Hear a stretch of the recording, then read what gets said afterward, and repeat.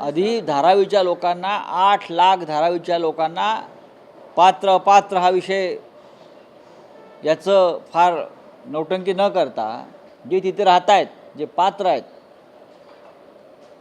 जे अपात्र आहेत मग तिथे राहत आहेत त्याच्यावर बसा, चर्चा करा. 500 एकरचा भूखंड, 590 एकरचा कमी आहे का मुंबईत? हां, उभं करा आधी लोकांची घरं. हे 20 भूखंडाचं प्रकरण काय आहे, कोणी काढलं, कोणाच्या डोक्यातून आलं, त्यातून कोणाच्या घरात खिशात काय जातं आहे, हे सगळे आकडे आमच्याकडे आलेले आहेत. मुंबईत याआधीसुद्धा अनेक पुनर्वसन प्रकल्प राबवले गेलेले आहेत, म्हाडाच्या मदतीनं राबवले गेलेले आहेत. पण एका उद्योगपतीला इतका मोठा भूखंड आणि त्याच्याबरोबर 20 भूखंडांचं दान, बिदागी, हे आम्ही प्रथमच पाहतो. ही लूट आहे.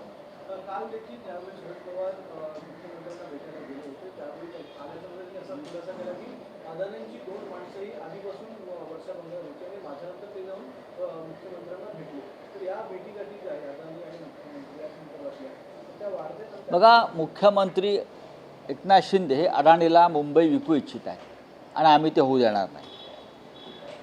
धारावी प्रकल्पाच्या निमित्तानं इतर काही ऊर्जा प्रकल्पाची प्रकरणं समोर आलेली आहेत. तुम्हाला मी सांगेन लवकरच. आम्ही मुंबई महाराष्ट्र एका लाडक्या उद्योगपतीच्या घशात घालू देणार नाही.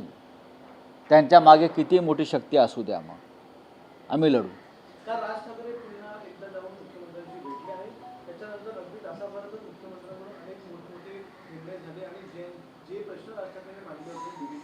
असं आहे की बरोबर आहे, ते जे महाशय आहेत ते 288 जागा लढणार आहेत स्वतंत्रपणे, बरोबर ना. त्याच्यामुळे हे देवाणघेवाण चालूच राहते ना, स्वतंत्र लढणार ना. मग त्याबद्दल मुख्यमंत्र्यांनी काहीतरी द्यायला पाहिजे सरकारनं. ती देवाणघेवाणीची चर्चा होत असते बंद दाराआड. ते काय फार मोठ्या महाराष्ट्राच्या हितासाठी, सामाजिक कार्यासाठी कोणी भेटले असा काय त्यांचा इतिहास नाही आहे. लोकसभा निवडणुकीच्या आधी ते अमित शहाना भेटले आणि विधानसभा निवडणुकीच्या आधी ते मुख्यमंत्र्यांना भेटले. मी कोणाचं नाव घेत नाही, पण दोन्ही वेळेला 2 वेगळ्या वेगळ्या पक्षांची सुपारी, बरं का, किंवा सभ्य भाषेत सहकार हे दिसतंय होताना.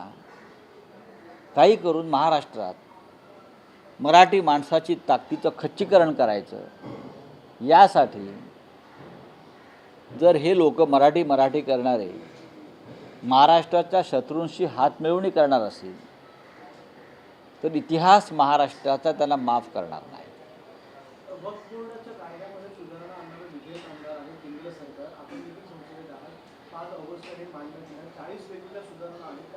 त्याच्यावरती आम्ही अभ्यास करून मग चर्चा करू. त्याच्यावरती आता डायरेक्ट प्रत्यक्ष बोलणं बरोबर नाही. थँक्यू.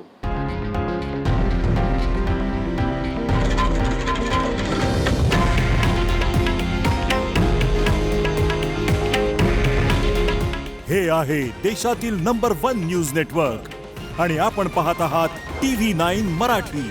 काळजी तुमची, हित महाराष्ट्राचं.